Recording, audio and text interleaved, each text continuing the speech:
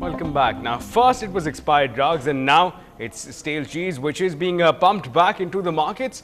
Now, if you are fond of eating at five-star hotels in Chennai, then it's quite likely that you may end up paying the bill for food that's ideally meant to be thrown away.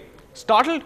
Well, after 34 tons of stale cheese was seized by the Directorate of Revenue Intelligence, investigators are telling us that the consignment was meant for star hotels. In fact, Star Hotels owned up to having done business in the past with Adinath Foods, the company that was caught with the stale food items. Now our reporter Salim brings to us this story. Adinath Foods. This importer has reportedly been a regular supplier of cheese to some of our best star hotels: Taj Coromandel, Taj Fisherman Cove, GRT Group, ITC Group, Trident, La Meridian, Little Italy and Subway. Meanwhile, customs officials who made the seizure tell us about the modus operandi of the supplier.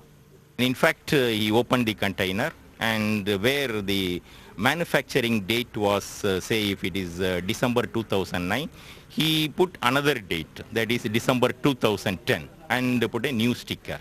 And these samples were taken for testing. Star hotels in the city say that they bought cheese from Adinath Foods in the past, but claim that they have stopped doing so now. One of the reasons was that we were not happy with the quality, and also delivery times were not kept as per our standard. Star Hotel spokespersons also say that they have opted for an in-house quality control executive now who inspects all the deliveries on a daily basis, regardless whether it's food, vegetables, cheese or meat. An effort at ensuring that checks and balances are in place. With the investigators sniffing at their heels, the star hotels may have to spend as much time setting their stores in order as they do in dishing up exotic fare, and convince not only the Directorate of Revenue Intelligence who will be questioning them, but also their valued customers. In Chennai, Salim for NDTV Hindu. Well, this story threw up some startling questions, and in fact our executive editor Sanjay Pinto took up the big question about how safe is the five-star meal with a variety of stakeholders, a general manager of a well-known hotel, consumer advocate and the ADG of Directorate of Revenue Intelligence. Let's take a look. How widespread, pun unintended, is this cheese racket here, and for how long do you think this has been going on? Say this is the first time we have come across such a modus operandi.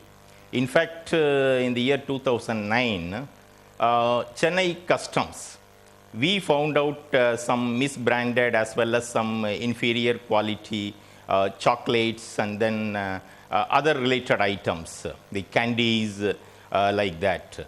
And that items were all re-exported back, because in testing we found out that these are all, it cannot be cleared for home consumption, and accordingly these were all sent back. But after some time, now this is the first time after about 1.5 years we have come across, and as far as cheese is concerned, this is the first time we have found out. So what you're saying is actually quite alarming, sir. It's not just cheese, it's also chocolates that little children consume in abundance. These chocolates, it's possible that they could still be in many of these departmental stores? Say, for the past 3-4 years, such items, the import of these items have increased. Then obviously the law enforcement agencies also are keeping a watch on such items, such imports. Because once it starts increasing, then our enforcement agencies, our intelligence agencies were also keeping a watch. And accordingly, that was detected in the year 2009. After that, no such malpractices were noticed. And now, again, say, this is because of our watchful activities, this could be detected. So it cannot be said that such items are coming in increasing way. All right, that's some And comfort, that at cannot least. be the conclusion. All right, some consolation at least to parents of children.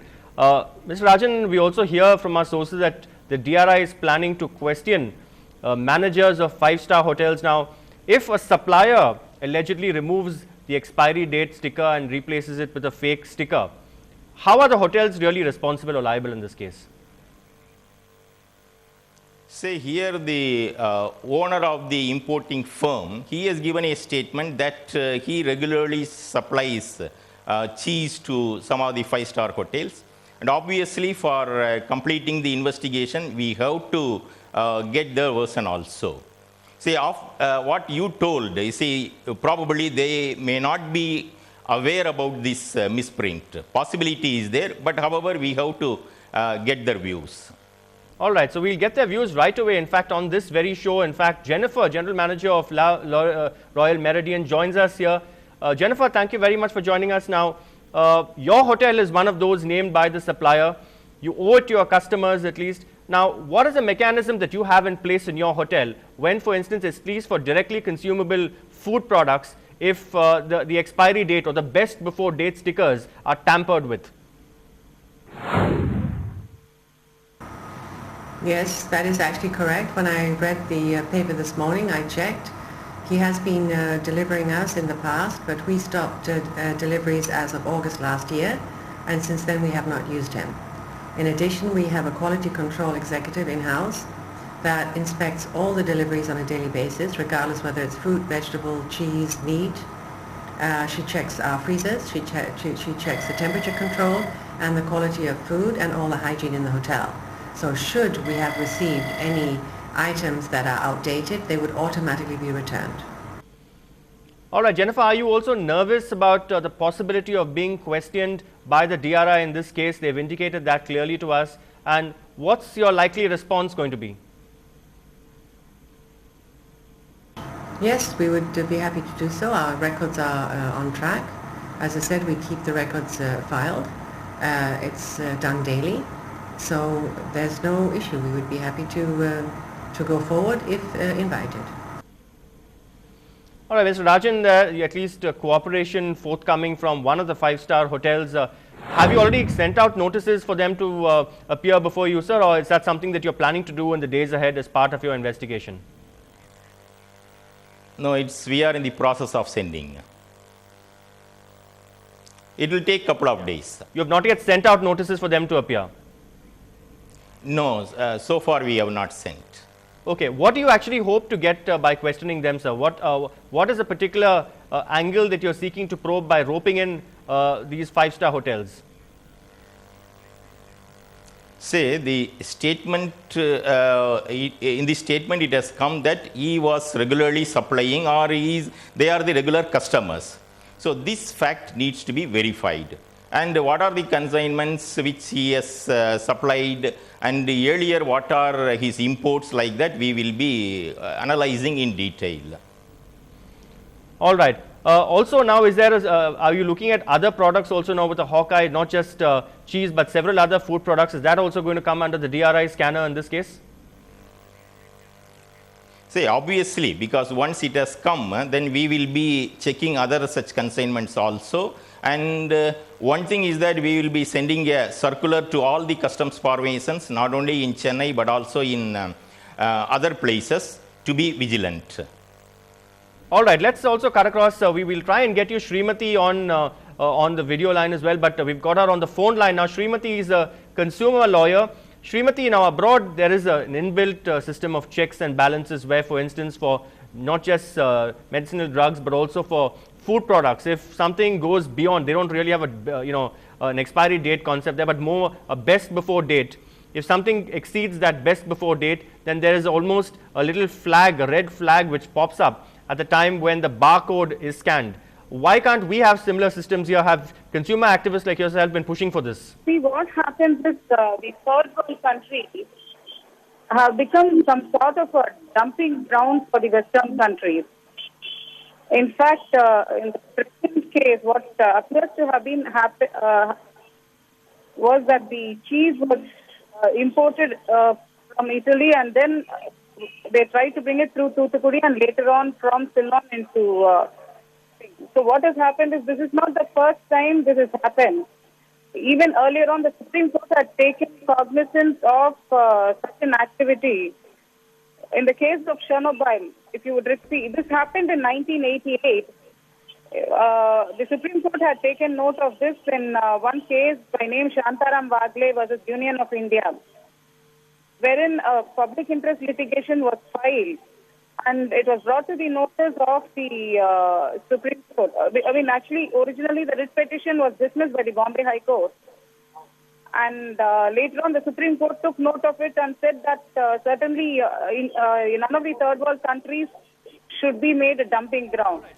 Well, moving ahead, we are only a few days away now from the D-Day of one of the biggest and the most fiercely contested assembly elections in the state of Tamil Nadu.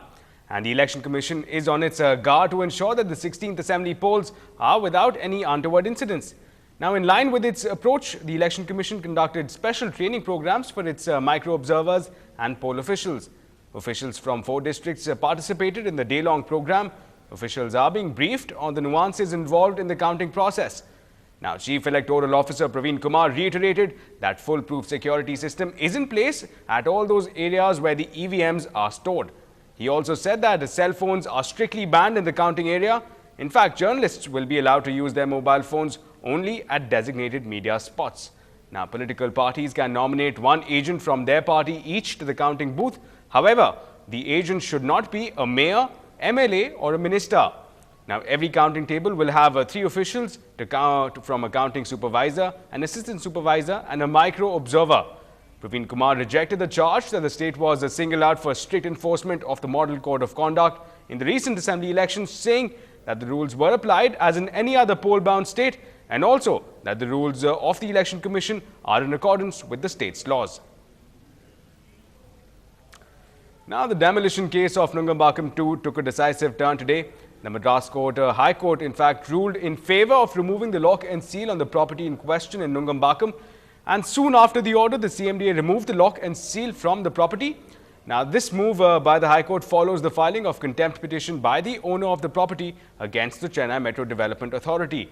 Now, the CMDA has been slapped with a notice to file its detailed counter on this issue. Just to remind our viewers, the civic body had earlier slapped a sudden notice on the premises for a reported 10-centimeter deviation. The notice was almost immediately followed by a lock and seal the building where construction activity was underway. Well, time to slip into a short break. We'll be back with lots more news and updates on the other side. Keep watching.